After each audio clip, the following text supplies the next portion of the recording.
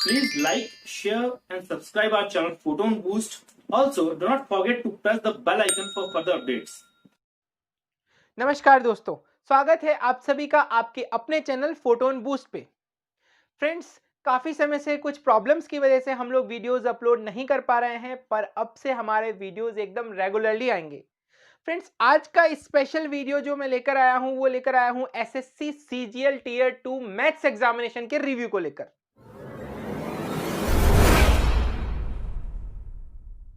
Welcome to our channel Photon Boost.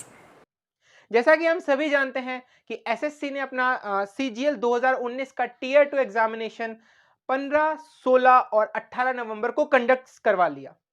Corona की महामारी को देखते हुए, काफी सारी प्रॉब्लम्स को देखते हुए डेट पोस्टपोन होती जा रही थी एंड फाइनली ये एग्जाम 15, 16, 18 नवंबर को संपन्न हुआ। पर इस बार एग्जाम में स्टूडेंट्स का रिव्यू जो हमने लिया है और जो डेटा कलेक्ट किया उससे एक बहुत ही इंटरेस्टिंग चीज निकल कर आई है कि 15 नवंबर, 16 नवंबर और 18 नवंबर की शिफ्ट में इस बार जो डिफरेंस आया है, जो उनका डिफिकल्टी लेवल का जो डिफरेंस है वो बहुत ही ज्यादा है। जैसा कि हम सभी जानते हैं कि 15 नवंबर वाले स्टूडेंट सभी कह रहे हैं कि 15 नवंबर को एग्जाम था, वो पहले के पैटर्न के अनुसार तो था पर कंपैरेटिवली थोड़ा सा टफ था। 16 नवंबर को स्लाइटली इजी था, बहुत ज्यादा डिफरेंस नहीं है 15-16 नवंबर में। लेकिन 18 नवंबर वाली बात करें तो कुछ स्टूडेंट्स का तो यहां तक कहना है कि सर हमें तो दिमाग में ही नहीं लगाना पड़ा, पूरे पेपर में हमें दिमाग ही लगाना पड़ा, बस क्वेश्चन होते जा रहे थे और हम सॉल्व करते जा रहे थे। कुछ स्टूडेंट्स ने तो यहाँ का सर हमारे पास आधा घंटा बच गया, 40 मिनट बच गई। ये जनरली ऐसा बिल्कुल भी नहीं होता है मेंस एग्जामिनेशन में। तो इससे एक बात तो कंफर्म है कि 18 नवंबर का जो शिफ्ट आई है, 18 नवंबर को जो मैथ्स का पेपर आया है वो डेफिनेटली 15 और 16 के कंपैरेटिवली में इजी आया है। अब बात करते हैं कि इजी और जो टफ का जो बहुत ज्यादा वेरिएशन हो गया ना फ्रेंड्स, उसकी वजह से जो प्रॉब्लम आ रही है। अब कुछ स्टूडेंट्स ये बोल रहे हैं सर हम 15 नवंबर की बात करें, हम तो 15 नवंबर वाले हैं, दुखी आ रहे से बेचारे से 15 नवंबर वाले अपना मुंह लटकाए ऐसा घूमते हैं, सर हमारा तो कुछ नहीं होगा, हमें तो नॉर्मलाइजेशन में भी फायदा नहीं मिलेगा, हम तो सर हमारा तो हो गया सर, हम तो नहीं क्लियर हो पाएंगे। पर ऐसा बिल्कुल भी नहीं है फ्रेंड्स। 16 नवंबर वाले भी 15 और 18 के बीच में सैंडविच की तरह दबे हुए हैं। और 18 नवंबर वाली बात है तो वो ये लोग इसलिए परेशान है कि उनका पेपर इजी आ गया है। वो लोग कहते हैं सर मैं तो बहुत अच्छी तैयारी कर गया था, मेरा तो बिल्कुल 100% प्रिपेयर था, अगर मैं 15 वाला भी करता तो भी करता, पर सर मेरे तो मार्क्स डिक्रीज हो जाएंगे। तो इन सभी रिव्यूज को लेकर जो डेटा हमने कलेक्ट किया है वो भी मैं आपको बताऊंगा, मैं आपसे सब शेयर करूंगा। लेकिन सबसे इंपॉर्टेंट पैरामीटर जो फ्रेंड्स वो है नॉर्मलाइजेशन, क्योंकि नॉर्मलाइजेशन ही है वो इन चीजों को बैलेंस आउट करेगा। आप यकीन मानिए, भले ही इन पेपर्स में डिफरेंस ज्यादा है पर नॉर्मलाइजेशन का कॉन्सेप्ट ही इसलिए दिया गया कि इसको कुछ हद तक बैलेंस कर सके। हालांकि ये कहना बिल्कुल भी गलत होगा कि क्या सभी 18 नवंबर वाले स्टूडेंट्स को लॉस होगा, नहीं, ऐसा बिल्कुल भी नहीं है। क्या सभी 15 नवंबर वाले स्टूडेंट्स के मार्क्स 40-40 नंबर बढ़ जाएंगे, नहीं, ऐसा भी नहीं है। तो ये सब चीजों को समझने के लिए हमें नॉर्मलाइजेशन को समझना है, क्योंकि फ्रेंड्स नॉर्मलाइजेशन का जो कॉन्सेप्ट है वो बेसिकली दिया ही इसलिए गया है कि चीजों को बराबर कर सके। हालांकि मैं खुद पर्सनली भी ये मानता हूं कि एसएससी को इस बात का ध्यान रखना चाहिए कि किसी भी शिफ्ट में लेवल इतना डिफरेंस नहीं होना चाहिए कि एक side students 30 minutes 40 minutes save कर रहे हैं, full out of full attend कर रहे हैं, और एक साइड उनको थोड़ी डिफिकल्टी का सामना करना पड़ता है। जो भी लेवल हो, जो भी क्वेश्चंस का लेवल हो, वो से कम लगभग सेम रहना चाहिए। देखिए, जैसा कि हम जानते हैं हाथों में उंगलियां भी समान नहीं होती, तो उस प्रकार लेवल एग्जैक्टली तो सेम नहीं हो सकता, उसके लिए नॉर्मलाइजेशन का कॉन्सेप्ट तो एकदम सही है, पर इतना ज्यादा डिफरेंस होने से एग्जैक्टली कभी कभी थोड़ी प्रॉब्लम आती है। तो आज का वीडियो है उन स्टूडेंट्स के लिए जिन जो लोग कह रहे हैं कि 15 नवंबर वाले हम तो गए, हम तो बाहर ही हो गए। 16 नवंबर वाले कह रहे सर हम तो, हमारे को तो पता ही नहीं लगा कि हमारे मार्क्स बढ़ेंगे, कितने बढ़ेंगे, हमारे कुछ नहीं पता। 18 नवंबर वाले भी कह रहे सर हम तो बाहर हो गए क्योंकि हमारा तो पेपर ही इजी आ गया था। ऐसा जिस जिसको भी मिसकंसेप्शन है वो आज के वीडियो देखने के बाद आपका दूर हो जाएगा, क्योंकि मैं आज आपको बताने वाला हूं वो इंपॉर्टेंट एस्पेक्ट्स जिन पे डिपेंड करेगा आपका स्कोर, कि आपका इंक्रीज होगा या डिक्रीज होगा। क्योंकि 15, 16, 18 से फर्क नहीं पड़ता, आपने उस शिफ्ट में जो भी आपकी शिफ्ट रही हो, चाहे आपकी टफ शिफ्ट रही हो, चाहे आपकी इजी शिफ्ट रही हो, आपने उस शिफ्ट में कैसा परफॉर्मेंस दिया है। नॉर्मलाइजेशन सिर्फ उसी बात पे डिपेंड करेगा। यही आज हमें समझना है। आज के वीडियो का मेन जो मोटिव है वो यही है। तो चलिए आज हम लोग समझते हैं नॉर्मलाइजेशन को और इस जो मिसकंसेप्शन है ना जो स्टूडेंट्स में फैला हुआ है, सर हम तो स्ट्राइक कर देंगे, सर हम ये कर देंगे, वो ऐसा बिल्कुल भी करने की जरूरत नहीं है। पहले एक बार आप ये वीडियो पूरा देख लीजिए, उसके बाद अपने आप डिसीजन लेना कि किन किन फैक्टर्स पे ये स्कोर डिपेंड करेगा। डेफिनेटली जो हो चुका सो हो चुका, उसके लिए मैं कुछ नहीं कहूंगा, पर आप इन फैक्टर्स को समझने के बाद इस बात का अच्छे से अंदाजा लगा सकते हैं कि आपका स्कोर आफ्टर नॉर्मलाइजेशन क्या रहने वाला है और उसी के अकॉर्डिंग आप अपनी स्ट्रेटेजी भी बना सकते हैं। तो चलिए समझते हैं इस नॉर्मलाइजेशन के कॉन्सेप्ट को। तो दोस्तों नॉर्मलाइजेशन का फॉर्मूला सबसे पहले हम लोग देखते हैं। जैसा कि आप देख पा रहे हैं नॉर्मलाइजेशन का फॉर्मूला, ये फॉर्मूला यकीन मानिए अपने आप में बहुत ही कॉम्प्लेक्स फॉर्मूला है। यहाँ पे हम लोग नॉर्मलाइजेशन बिल्कुल भी डिस्कस नहीं कर रहे हैं। मैं आपको इस फॉर्मूले में से मात्र 2 से 3 टर्म्स बताऊंगा जिस पे डिपेंड करेगा कि हमारा स्कोर इंक्रीज होने वाला है या फिर डिक्रीज होने वाला है। सभी चीजों को हम डिस्कस नहीं करेंगे, हम कोई क्वेश्चन डिस्कस नहीं कर रहे हैं। अभी हमारा मेन मोटिव इस नॉर्मलाइजेशन को एसएससी सीजीएल के मैथ्स के जो टियर 2 एग्जाम हुआ है उससे रिलेट करना और उसमें एनालाइज करना है। ठीक है, फॉर्मूला आप देख ही रहे हैं। इस फॉर्मूले में देखिए जो एक टर्म है, ये 3 टर्म मैंने आपको यहां पर लिखी है, इन 3 टर्म को हम डिस्कस करेंगे। फॉर्मूला जैसा कि हम देख भी पा रहे हैं, मैंने लिख भी दिया है यहाँ पे बोर्ड पे, ये हमारा नॉर्मलाइजेशन का फॉर्मूला है। देखिए नॉर्मलाइजेशन कैसे होता है, क्या होता है, ये थोड़ा सा डिफिकल्ट प्रोसेस है। काफी सारा डेटा एंड सैंपल एनालिसिस चाहिए। 500-200 स्टूडेंट से नहीं हो सकता है। ये काम एसएससी को करने दीजिए। और अभी तक एग्जैक्टली किसी को इसके बारे में पता भी नहीं है, लेकिन लोग फिर भी हल्ला मचाने में लगे हुए। मैं आपको सिर्फ और सिर्फ इंपॉर्टेंट एस्पेक्ट्स बताऊंगा नॉर्मलाइजेशन के, जिस पे डिपेंड करेगा आपका स्कोर, कि आपका स्कोर आपके शिफ्ट के कंपैरिजन में इंक्रीज होगा, डिक्रीज होगा या कितना इंक्रीज होगा वो। चलिए देखिए, सबसे पहले हम मैथमेटिकली बात करें इस पर्टिकुलर फॉर्मूले को, तो ये वाला फैक्टर तो आप हटा ही दीजिए। ये कुछ भी हो ये तो प्लस ही होगा और ये जनरल है, ये किसी पर्टिकुलर शिफ्ट पे डिपेंडेंट नहीं है। जो भी वैल्यू होगी ये सभी में प्लस हो जाएगी। अब हम बात करते हैं इस पर्टिकुलर की और ये वाले टर्म की। देखिए MTG ये वाला जो टर्म है ये भी जनरल है और ये वाला टर्म है ये भी जनरल है। जनरल का मतलब है ये जो भी वैल्यू आएगी this will be common for all shifts. तो न्यूमरेटर को हम हटा देते हैं। हम बात करते हैं इस वाले फैक्टर की और इस डिनोमिनेटर की। अब देखिए MIJ क्या है, actual marks of jth candidate in ith shift. इसका मतलब ये वो फैक्टर है जो शिफ्ट पे डिपेंड करता है। पहली चीज तो ये है कि this MIJ is the marks of jth student. jth students के मार्क्स हैं ये कौन सी शिफ्ट में, ith शिफ्ट में। अब आई जैसे मान लीजिए 15 नवंबर को i इक्वल टू 1, नेक्स्ट 16 को 2 और 18 नवंबर को आप i इक्वल टू 3 ले लें, तो शिफ्ट के अकॉर्डिंगली ये मार्क्स एक पर्टिकुलर कैंडिडेट के होंगे। Minus MIQ, what is MIQ, sum of mean and standard deviation in ith shift. अब ith शिफ्ट का मतलब है अगेन ये वाला जो पैरामीटर है ये शिफ्ट पे डिपेंड करता है। आपकी जैसे शिफ्ट होगी तो उसी अकॉर्डिंगली आपकी शिफ्ट का मीन मार्क्स जो है वो इंक्रीज होगा।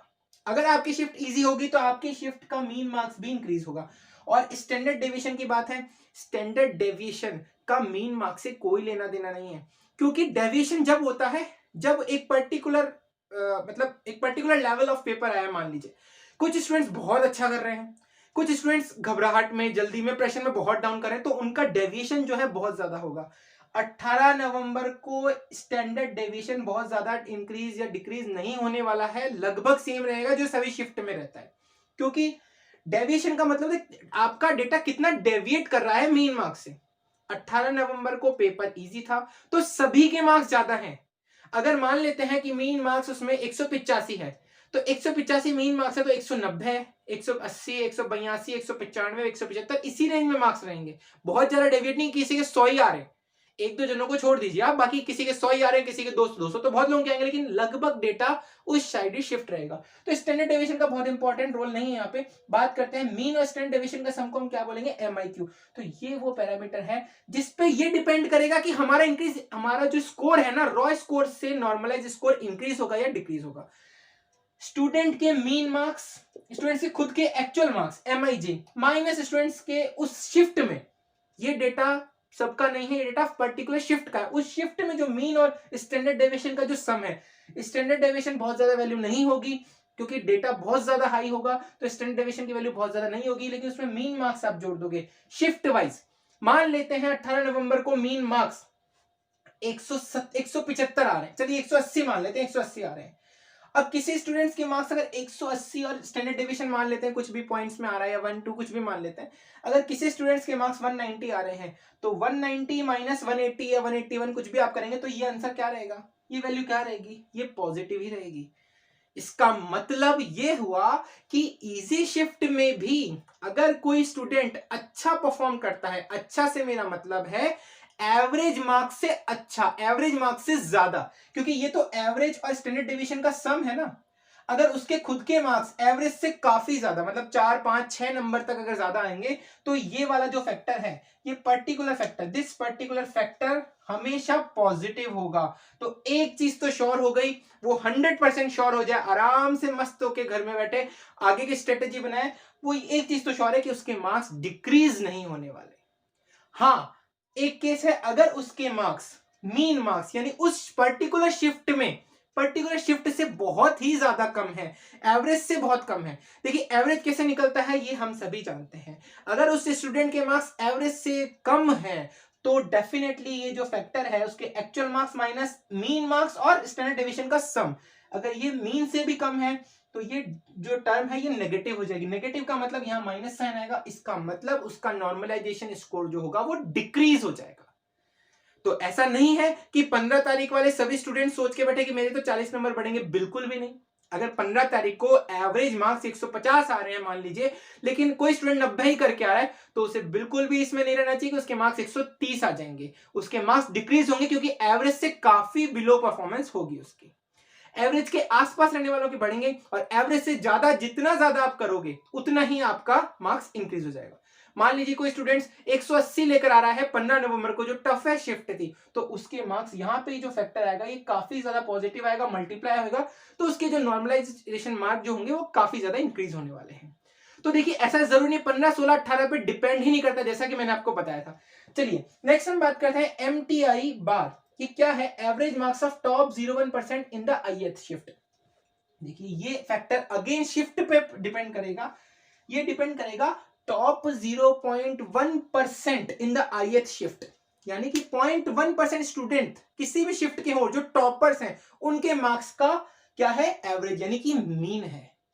तो जब 0.1% स्टूडेंट्स का आप मार्क्स निकालोगे ना, तो लगभग लगभग वो सभी शिफ्ट में वो ज्यादा ही रहने वाला है। हाँ ठीक है, अगर हम बात करते हैं 15 और 16 में, तो वो 0.1 जो परसेंट है उनके स्टूडेंट्स का जो एवरेज है वो रहेगा 180, 185 समथिंग रहेगा। और अगर हम बात करेंगे 18 नवंबर को, तो ये फैक्टर 200 के करीब पहुंच सकता है, 198, 199, 200 भी हो सकता है, क्योंकि 0.1% स्टूडेंट्स का मतलब है इसकी प्रोबेबिलिटी ज्यादा है कि ये नंबर हाई हो जाए। देखिए इस नंबर के हाई होने से ये जितना हाई होगा इस पे ये नेगेटिव तो शॉर्ट नहीं होगा, ये नेगेटिव तो टर्म होने वाली है नहीं, तो ये तो डेफिनेटली पॉजिटिव ही रहेगी, ये टर्म पॉजिटिव रहेगी। बट अगर ये टर्म हाई होगी तो डिनोमिनेटर पार्ट थोड़ा सा हाई होगा। इसका मतलब ये होगा कि जिस शिफ्ट में, जिस पर्टिकुलर शिफ्ट में टॉपर्स का स्कोर ज्यादा है, उस शिफ्ट में नंबर अगर बढ़ेंगे भी तो कम बढ़ेंगे।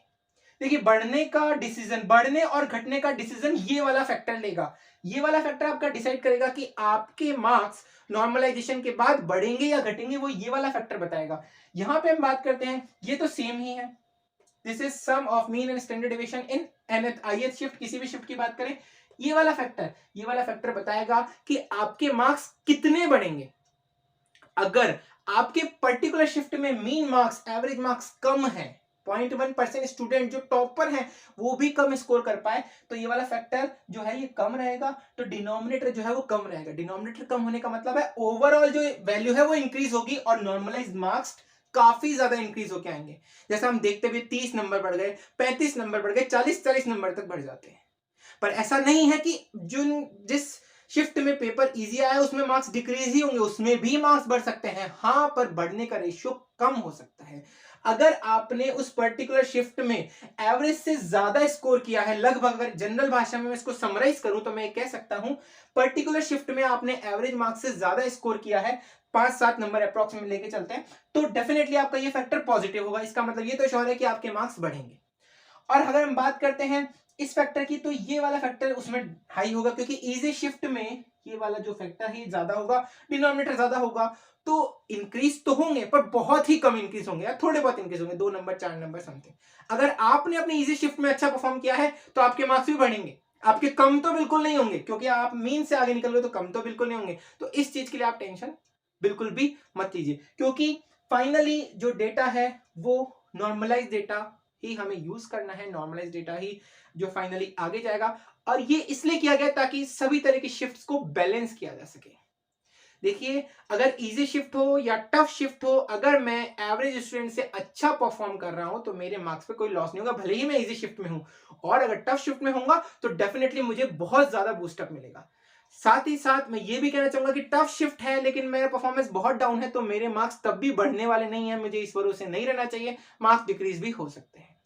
तो ये था एक समरी नॉर्मलाइजेशन पे कि कैसे चीजों को बैलेंस आउट किया जाएगा। हालांकि ये डेटा बहुत ज्यादा जो वेरिएशन आया है उसमें नॉर्मलाइजेशन का डिफरेंस थोड़ा बहुत तो देखिए आएगा ही आएगा क्योंकि डिफरेंस इस बार बहुत ज्यादा हो गया, पर इससे आपको एक आइडिया मिलेगा, एक फ्रेम ऑफ माइंड सेट होगा आपका कि किस तरह से चीजों को बैलेंस आउट कीजिए। तो टेंशन मत लीजिए, आप अब आप नेक्स्ट आपका एग्जाम है उसके लिए भी आप प्रिपेयर करते रहिए। इस बार एसएससी पूरा हो चुका है, आने वाले टाइम में कॉम्पिटिटिव एग्जाम्स है बहुत सारे, और नेक्स्ट जैसा कि हम जानते हैं एनआरए अब एक कॉमन एग्जाम कंडक्ट करने वाली है, तो उसके बारे में पढ़ते रहिए, अपनी प्रिपरेशन को कंटिन्यू रखिए, बिल्कुल भी टेंशन लेने की जरूरत नहीं है, हम लोग आपके साथ हैं। फ्रेंड्स, अगर आपको आज का वीडियो पसंद आया तो प्लीज इसे लाइक कीजिए, शेयर कीजिए और साथ ही साथ सब्सक्राइब कर दीजिए हमारे चैनल फोटोन बूस्ट को। Thank you so much.